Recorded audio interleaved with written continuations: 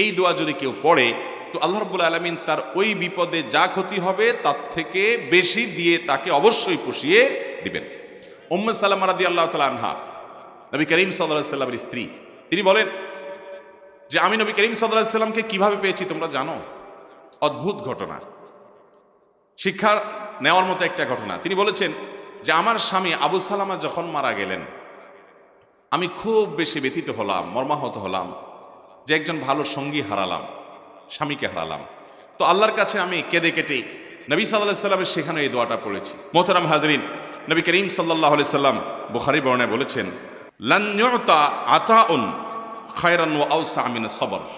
সবরের চাইতে, ধৈর্যের চাইতে সবচেয়ে বড় সম্পদ এবং সবচেয়ে বড় দান আল্লাহ তাআলার তরফ থেকে অধিক কল্যাণ আর কোনো কিছু দেওয়া হয় নাই। যাকে এটা দেওয়া হয়েছে সে সবচেয়ে বেশি কল্যাণ অধিকারী হয়েছে, সে সবচেয়ে বেশি আল্লাহ রাব্বুল আলামিনের কাছ থেকে মঙ্গলের অধিকারী হয়েছে, সে সবচেয়ে বড় দামি সম্পদ পেয়েছে যে তাকে আল্লাহ তাআলা সবর এবং ধৈর্য দিয়েছে। কোরআনে হাকিম আল্লাহ তাআলা আরো বলেছেন ইয়াকুম মিনকুম 20 সাবিরুন, তোমাদের মধ্যে 20 জন যদি ধৈর্যশীল মানুষ থাকে, মুসলমানদের মধ্যে 20 জন ধৈর্যশীল মানুষ যদি থাকে তাহলে আল্লাহ রাব্বুল আলামিন ঘোষণা দিয়েছেন ইয়াগলিবু মিআতাইন, তারা 200 জন মানুষের সাথে লড়াই করে জিতে যাবে। 200 জনের সাথে 20 জন জিতবে যদি কি থাকে? সবরকারী থাকে, ধৈর্যশীল মানুষ থাকে। তার মানে সবরকারী মানুষকে আল্লাহ তাআলা দুনিয়াতে বিজয় দেন, সাফল্য দেন, একটু সময়ের অপেক্ষা। আর বদমেজাজি মানুষ জায়গা জায়গা বেইজ্জত হয়, অপমান হয়, দুনিয়া ধ্বংস হয়, আখিরাত ধ্বংস হয়, সে কখনো শেষ হাসি হাসতে পারে না। দুনিয়াতে যত নবী রাসূল এসেছেন প্রত্যেক নবী রাসূলকে আল্লাহ তাআলা সবরের পরীক্ষা নিয়েছেন, কঠিন থেকে কঠিন পরীক্ষা নিয়েছেন, আর তারা সবাই সে পরীক্ষা উত্তীর্ণ হয়েছেন। আপনি দেখেন একেবারে শুরু থেকে দেখবেন আদম আলাইহিস সালামের জীবনে পরীক্ষা ছিল, তিনি সবর করেছেন। সুলাইমান আলাইহিস সালাম মহারাজা ছিলেন, গোটা দুনিয়ার রাজত্ব করেছেন, তারপরও পরীক্ষা এসেছে। রাজত্ব কিছু সময়ের জন্য চলে গেছে, নানামুখী পরীক্ষা আরও এসেছে, সবর করেছেন। দাউদ আলাইহিস সালামের জীবনে পরীক্ষা এসেছে, সবর করেছেন। আইয়ুব আলাইহিস সালামের জীবনে মহা পরীক্ষা এসেছে, সবর করেছেন। ইউনূস আলাইহিস সালামের জীবনে পরীক্ষা এসেছে, তিনি সবর করেছেন। কঠিন সময় আল্লাহ তাআলা নবী মূসা আলাইহিস সালামের জীবনে এসেছে, তিনিও সবর করেছেন। মুহাম্মদ সাল্লাল্লাহু আলাইহি সাল্লামের পুরো জীবনই তো কঠিন আর কঠিনে ভরা, তিনিও সবর করেছেন। শুধু তিনি নন, তিনি ইরশাদ করেছেন আশাদ্দুন নাসি বালাআন আল আম্বিয়া সুম্মাল আমসাল ফাল আমসাল। কিছু লোক আছে দেখবেন যারা ধৈর্য ধারণ করতে পারে না, অস্থির হয়ে যায়, কিছুতেই হতাশ হয়ে পড়ে এবং যা তা বলে ফেলে, বদমেজাজি দেখায়। এই মানুষগুলো বলে আমার কপালটাই খারাপ, যেদিকেই যায় সেদিকে বাধা। আছে না নাই এই কথা বলনা লোক, যে যেদিকে যায় সেদিকে। ভাইরা আমার, নবী করিম সাল্লাল্লাহু আলাইহি সাল্লাম বলেছেন আল্লাহর কাছে সবচেয়ে প্রিয় মানুষ কে? আল্লাহ কাকে সবচেয়ে বেশি পছন্দ করেন? ইন্নাল্লাহা ইযা আহাব্বা কওমান ইবতালাহুম, আল্লাহ যখন কোনো মানুষকে, কোনো সম্প্রদায়কে পছন্দ করেন তখন তাদেরকে পরীক্ষায় ফেলেন, কঠিন কঠিন পরীক্ষা এবং বিপদ দেন। আল্লাহ তাআলা পরখ করেন যে এই ব্যক্তি কতটা ধৈর্য ধারণ করতে পারে, যদিও আল্লাহ তাআলা সবকিছু জানে, আলিমুল গায়ব। অতএব নবীদের জীবনে সবচেয়ে বেশি বিপদ আসছে। আপনি আমাদের নবী করিম সাল্লাল্লাহু আলাইহি সাল্লামের পুরো জীবন ইতিহাস পড়েন, পুরো সিরাত পড়েন, দেখবেন যে মক্কার জীবনে পদে পদে বাধা। মক্কা থেকে মদিনা চলে আসছেন আর শান্তির ফুলগোধারা চালু হয়েছে, ব্যাপারটা এরকম না। বরং সেখানেও দেখা গেছে সেখানকার ইয়াহুদিরা ডিস্টার্ব করেছে, মক্কার মুশরিকরা ডিস্টার্ব করেছে, আশপাশে বেদুইনরা ডিস্টার্ব করেছে, নানামুখী বাধা, মুনাফিকদের ডিস্টার্ব, একের পর এক শুধুমাত্র ডিস্টার্ব, বিপদই বিপদ। এই সকল বিপদ সারা জীবন মোকাবেলা করে এই সকল বিপদ থেকে উত্তরণের পথ তিনি খুঁজে বের করেছেন খুব ঠান্ডা মাথায়, বুদ্ধিমত্তার সাথে, সবরের সাথে, ধৈর্যের সাথে। আল্লাহ তাআলা আমাদের সবাইকে সেরকম ধৈর্যশীল মানুষদের কাতারে শামিল হওয়ার তৌফিক দান করুন।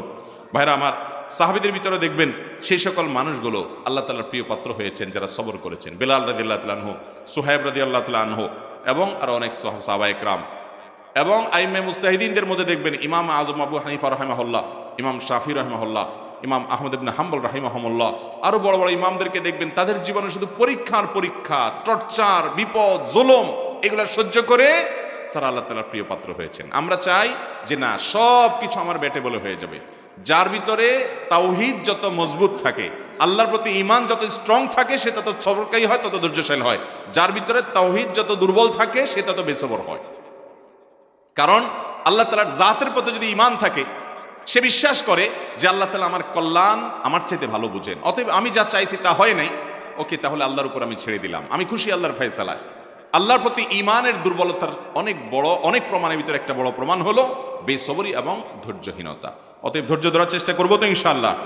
আল্লাহ তাআলা আমাদের সবাইকে তৌফিক দান করুন। নবী করিম সাল্লাল্লাহু আলাইহি সাল্লাম বলেছেন, কোনো মুসলমানের জীবনে যদি কোনো মুসিবত আসে, কোনো বিপদ আসে, কোনো সমস্যা আসে, সঙ্গে সঙ্গে সে যদি ইন্না লিল্লাহি ওয়া ইন্না ইলাইহি রাজিউন পড়ে এবং আরেকটা দোয়া পড়ে, আল্লাহুম্মা জুরনি ফি মুসিবাতি ওয়াখলুফ লি খায়রাম মিনহা, আল্লাহ আমার যে বিপদ হয়েছে এই বিপদের বিপরীতে এর বিনিময়ে আপনি আমাকে সওয়াব দিয়েন, বিনিময় দিয়েন, এবং বিপদে আমার যে ক্ষতি হলো আপনি এর চাইতে ভালো কিছু দিয়ে আমাকে পোষায় দিয়েন। এই দোয়া যদি কেউ পড়ে তো আল্লাহ রাব্বুল আলামিন তার ওই বিপদে যা ক্ষতি হবে তার থেকে বেশি দিয়ে তাকে অবশ্যই পুষিয়ে দিবেন। উম্মে সালামা রাদিয়াল্লাহু তাআলা আনহা, নবী করিম সাল্লাল্লাহু আলাইহি সাল্লামের স্ত্রী, তিনি বলেন যে আমি নবী করিম সাল্লাল্লাহু আলাইহি সাল্লামকে কিভাবে পেয়েছি তোমরা জানো? অদ্ভুত ঘটনা, শিক্ষা নেওয়ার মতো একটা ঘটনা। তিনি বলেছেন যে আমার স্বামী আবু সালামা যখন মারা গেলেন আমি খুব বেশি ব্যথিত হলাম, মর্মাহত হলাম যে একজন ভালো সঙ্গী হারালাম, স্বামীকে হারালাম। তো আল্লাহর কাছে আমি কেঁদে কেটে নবী সাল্লাল্লাহু আলাইহি সাল্লামের সেখানে এই দোয়াটা পড়েছি, আল্লাহুম্মা জুরনি ফি মুসিবাতি, আল্লাহ আমার মুসিবত এবং বিপদে আপনি আমাকে বিনিময় দিয়েন, বিপদ যে হলো এর বিনিময় আপনি আমাকে দিয়েন, ওয়াখলুফ লি খায়রাম মিনহা, এবং এই বিপদে আমার যা ক্ষতি হলো, আমি যে হারালাম স্বামীকে, তার চাইতে বেটার কিছু আমাকে দিয়েন। আমি দোয়া আল্লাহর কাছে করে গেছি সব সময়। আল্লাহ তাআলা আবু সালামা আমার স্বামীর মৃত্যুর পর অকল্পনীয়ভাবে, অভাবনীয়ভাবে আমাকে মুহাম্মদ রাসূলুল্লাহ সাল্লাল্লাহু আলাইহি ওয়াসাল্লাম স্ত্রী বানিয়ে দিয়েছে। আবু সালামাকে হারিয়ে তার চাইতে বেটারটা পাইছেন না, পান নাই? মুহতারাম হাজরিন, অতএব যেই কোনো বিপদে ইমানদারের ইমান যত মজবুত হবে সে তত বেশি হাসতে পারবে যে আলহামদুলিল্লাহ আমার রব আমাকে যে অবস্থা রেখে খুশি, আমি অবস্থার উপরে খুশি, এবং বিপদ যতই আসবে আমি সেটাকে ওয়েলকাম করব, বেসবর হব না, ধৈর্যহীন হব না। আমাদের সংসারগুলোতে আজ যে অশান্তি, আমাদের সমাজে যে আজ বিশৃঙ্খলা, অশান্তি, এর মূল যদি কয়েকটা কারণ বের করা হয়, অন্যতম প্রধান কারণ হবে বেসবর, ধৈর্যহীনতা, সবরহীনতা। ঘরে ঘরে সংসারগুলো টিকছে না, ভেঙে খানখান হয়ে যাচ্ছে, প্রতি মুহূর্তে মুহূর্তে বিবাহ বিচ্ছেদের ঘটনা ঘটছে। অন্যতম কারণ ধৈর্য সহ্য নাই, ছেলেরও ধৈর্য নাই, মেয়েরও ধৈর্য নেই। কিছু হলেই সব হটমেজাজি হয়ে যায়, সবাই কাট্টি দেওয়া শুরু করে। কাট্টি বুঝেন তো? আপনাদের এলাকায় কি বলে? দোস্ত দোস্ত একটু অভিমান হলে, রাগারাগি হলে বলে না তোর সাথে কাট্টি, এই যে তোর সাথে আর কথা নাই। স্বামী স্ত্রীর মধ্যে আজকাল এই অবস্থা, প্রতিটি ঘরে ঘরে অশান্তির মূল কারণই হলো সবরহীনতা, যে ধৈর্য জিনিসটা আজ আমাদের কাছ থেকে নাই। এটাকে আমরা ইবাদত মনে করি না। একটা জটিলতা হলো আমালুল কুলুব বা অন্তরের আমলগুলোকে আমরা একেবারে কেয়ার করি না, অথচ অন্তরের আমলগুলোর গুরুত্ব অনেক বেশি। আমরা বাহ্যিক আমলকে গুরুত্ব দেই, নামাজ পড়া বাহ্যিক আমল, সিয়াম পালন করা বাহ্যিক আমল, যাকাত দেওয়া বাহ্যিক আমল, তেলাওয়াত করা বাহ্যিক আমল, এগুলো বাহ্যিক অঙ্গ প্রত্যঙ্গ দিয়ে, চোখ মুখ হাত পা এগুলো দিয়ে করতে হয়। কিছু আমল আছে যে আমলগুলো অন্তরের ভেতরে লালন করতে হয়, এগুলো দেখা যায় না, এর ভিতরে সবর অন্যতম। এই আমলটা যদি কেউ করতে পারে, ভেতরে যদি ধৈর্যটা আনতে পারে, এটা নিজের সঙ্গে নিজে সংগ্রাম করে করতে হয়, এর জন্য লড়াই করতে হয়, এর জন্য সমালোচনা করতে হয়, নিজের হিসাব মিলাতে হয় যে আমি মানুষটা কতটা ধৈর্যশীল, কতটা ধৈর্যহীন, আমি কতটা হটমেজাজি হই, বইয়ের সাথে কয়বার আমি বদমেজাজি দেখাই। বই হিসাবে তিনি চিন্তা করবেন স্বামীর সাথে কয়বার তিনি বদমেজাজি করেন, প্রতিদিনের হিসাব মিলাবেন, এরপর তিনি নিজের যোগ বিয়োগ করে নিজেকে সংশোধনের চেষ্টা করবেন। আমরা চেষ্টা করবো তো ইনশাআল্লাহ। আল্লাহ রাব্বুল আলামিন আপনাকে, আমাকে, আমাদের সবাইকে সবরকারী মানুষদের কাতারে শামিল হওয়ার তৌফিক দান করুন। মুহতারাম হাজরিন, নবী করিম সাল্লাল্লাহু আলাইহি ওয়াসাল্লাম তিনি তার সাহাবা একরামকে সবরের প্রশিক্ষণ দিয়েছেন। এমন কিছু সাহাবী সঙ্গী তিনি পেয়েছেন যারা ধৈর্যের রুদ্রমূর্ত প্রতীক ছিলেন, তারা এরকম দৃষ্টান্ত ছিলেন যে তাদের ধৈর্য, এক একজনের সবরকে আমরা যদি অ্যানালাইসিস করি তো বিশাল বড় বড় হিস্ট্রি হয়ে যাবে, অনেক বড় দাস্তান হয়ে যাবে, শুধুমাত্র এক একজন সাহাবীর সবরকে যদি আপনি অ্যানালাইসিস করেন, গবেষণা করেন। আজ মুসলমানদের মধ্যে এটার বড় বেশি অভাব। সবর করার চেষ্টা করবো তো ইনশাআল্লাহ।